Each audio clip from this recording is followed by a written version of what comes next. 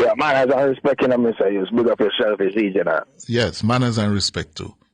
Mr. Hughes, what here I go? I check through the manifesto, see? You check through what? The manifesto, man. The manifesto? Yeah, man. Substance, them get a D, farm, them get a B+. Watch you know, Mr. Hughes. Uh-huh. The Senate issue, where they in the manifesto. Some time ago, about 2 months ago, the General Secretary was heard promising Lawrence Rowe a seat in the Senate if him give up the MP seat, him a run for the Central Kingston. That's how it go. Yes. The PNP have 8 Senate seats based on our Constitution. It's 21. GLP have 13. PNP have 8. Lawrence Rowe was promised a seat. The PNP said they want to extend it to give Maroons and Rastafarians special recognition as Senate appointments and people from the diaspora.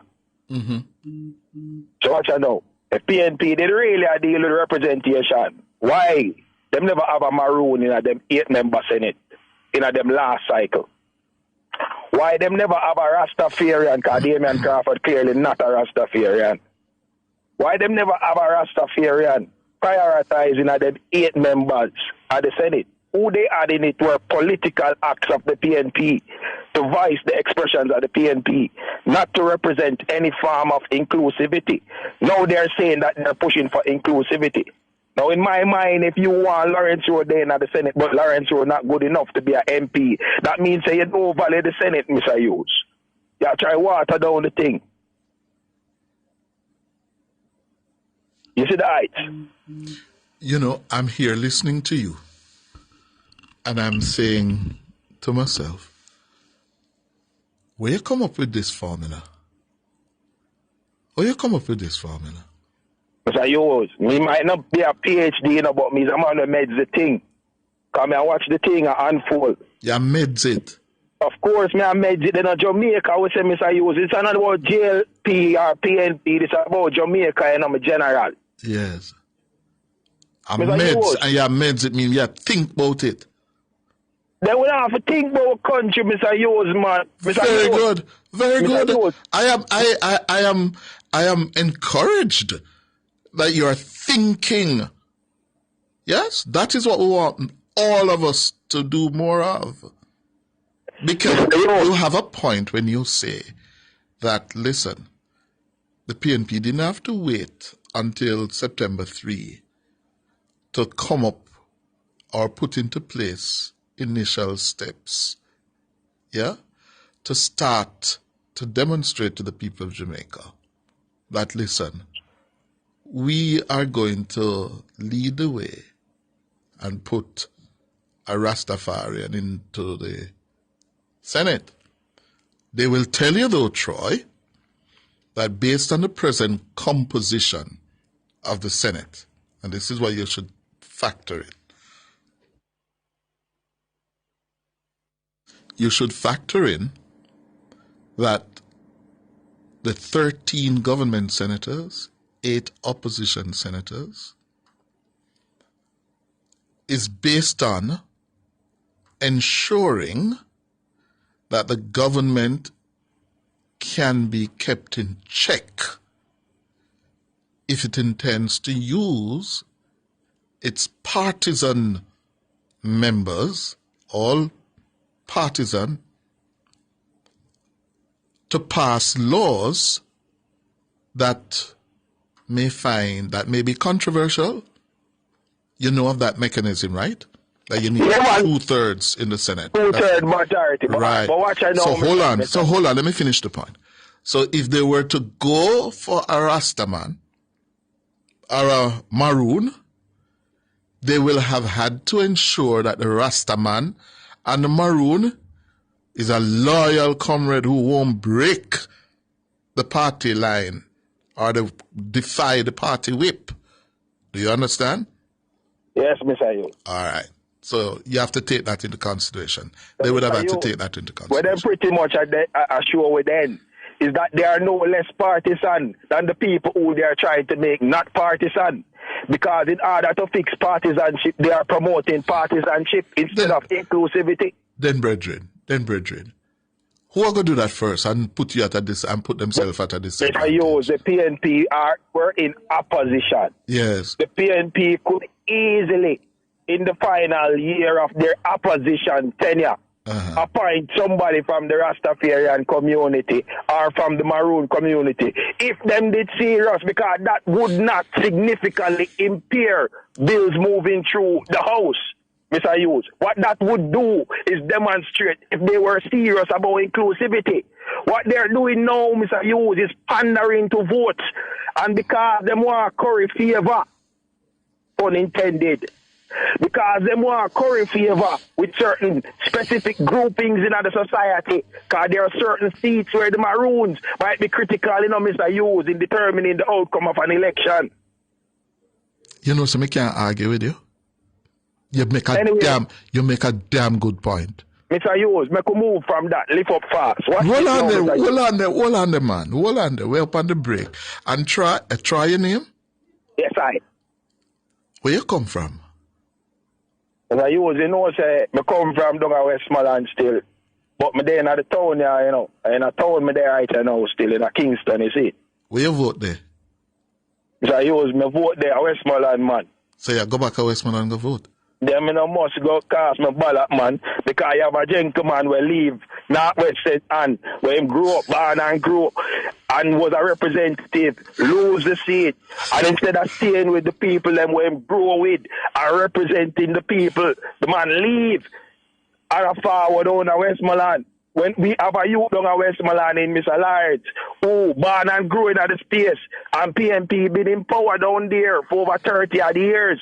We've been voting for PNP and we're not seeing a development. So why should we reject Lawrence and bring in a man who run left in place? Better them call him date and scramble.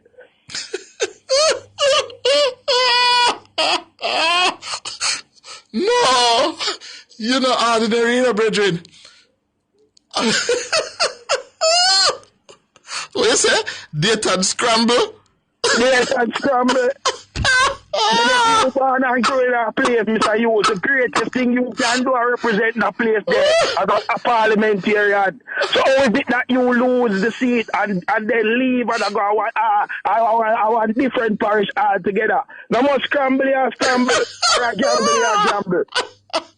Go to the break. Hold on, sir. I have to take the break now. No, I have a caller online by the name of Troy. And I must tell you, he has me not only in stitches, but also in awe, because he's making some very, very sound arguments that, one has to pay attention to. No, Troy. Yes, Mr. Hughes. So you're from Westmoreland. Eastern Westmoreland. That is a seat where the incumbent is Danny Lawrence. Danny Lawrence, man. Yeah, man, a quiet youth, them youth, they're not trouble people, them youth, they're running bus thing, and a whole heap of bus and taxi thing, them youth, they usually involved in a beat. Them man, they are too flamboyant and make nice, make people kind of underestimate him, but he's a quiet star, Mr. Youth. He's not a youth, though. But you don't know we're talking at the street. Then Marky Golding now call himself a humble youth, and him a 50-year-old, Mr. Youth. Oh, please. Everybody I try to identify with the youth, Mr. Youth. Oh, forever young. Yes, I. But no, seriously now, your take on what's happening in that constituency, because it's a PNP constituency in the sense that the voting over the years indicate that the PNP has a significant majority, in East Westmoreland. It's the old seat of former Prime Minister P.J. Patterson, yes? And in fact, Patterson lost it only once, in 1980, against the principal school teacher, Euphemia Williams. And the PNP has not lost it since, except for when Danny Lawrence beat Luther Buchanan. Is it Luther Buchanan down there? Yeah, but watch I know, Mr. Hughes. Luther Buchanan lose by less than about 11 votes? 11 votes, I think. 11 votes. If a man lose by 11 votes, Mr. Hughes, in a seat where you consider a PNP bastion, how is it logical that you can remove that man from the seat and bring a man who lose by 2,000 votes from his own community, Mr. Hughes? If the people in your community where you born and grow with reject you because them think you're not doing the work, and 2,000 plus people vote in excess of a vote for you, how you for replace a man who lose by 11 votes in a PNP stronghold? It is seem like the PNP thing that because Mr. Scramble is the general secretary, that they should find for him a quote-unquote safe seat, but the seat can't safe if the PNP lose them space, because Danny Lawrence are run the race. You understand? Wow.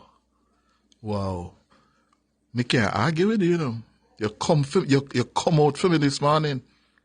Mr. Hughes, we are pray the thing in the street, I 18 straight here. No government can't bring the real change in the country with one term. The reality that.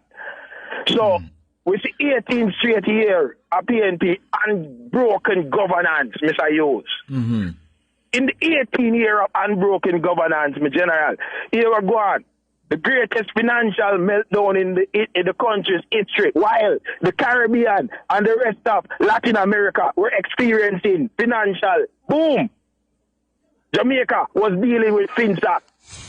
Jamaica became the murder capital of the world during the 1990s. That was the period of PNP dominance, Mr. Hughes. Infrastructurally, Jamaica never advanced during the 90s. Project Jamaica is not a PNP thing or a GLP thing. It's our thing. And we have to face reality. Them people are there for 9 years and them deal with the 100-year pandemic, father. 100-year pandemic. COVID-19 shut down the economy and the country for about 2.5 years. No public sector worker not get laid off. Them not get no pay cut during COVID. The government reduced the debt to GDP from 120% to 60%. Crime rate is now 42%, 25-year low. Then why should Jamaica turn them back on a government who in 2 terms have been faced a 100-year pandemic when no other government never have to deal with? Why should we, logically now, turn our back on that government? When them start fooling themselves, they will not vote them out. But right now, they must do the work. The Labour Party needs to be in touch with you. Mr. Hughes, you just gave them PNP, Mr. Hughes, we deal with logic. Mr. Hughes, we not got campaign for no single political party. But we are deal with a logic in the street. And when we see foolishness, we have to call it out. I hear Damian Crawford, who is supposed to be a mathematical genius, saying that the PNP plan for school bus or for transport youth cost 1.4 billion.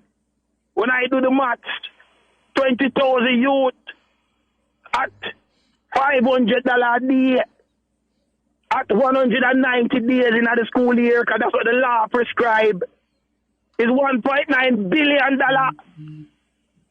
So how the maths genius I tell us 1.4. I hear Damian Crawford I tell us when he take the 11.4 billion and give back to NHT, the PNP will make up for it in taxes. That's what he said. Then I hear him on George up on CVM. George I reason with him. I hear him with Chevron and George ask him, what am I going to do for fill the gap? And he say, yeah, we can deal with it. We'll get it from taxes and other places. Oh. Mr. Hughes, we have to use the brain. Jamaica right now is far better than it was 10 years ago. It's not perfect. Enough things need to fix. But I can't support putting in some people who are dealing with pandering for political expedience. KD Knight. Say when Mark Golding a run, the man said Mark Golding bringing alien principles to the PNP. Principles of trying to garner support by playing on the needs of the delegates and question the man integrity. Now, if that is localizing at the PNP, why should we nationalize it in Jamaica? We're not upon them thing there. Mr. Hughes, me now hold up your line still, because I also me house in the street, but we link, man. Hold on, where you hustle? What kind of hustle you do? Buy and sell things, man. You don't know. We are get a youth, you know. Where your goods where you buy and sell? What kind of goods? T-shirt, underpants, socks and them things. We there in the street, Mr. Hughes. We link, man. I call George them too, man. So you hear me, man. Okay. All right, sir. Troy.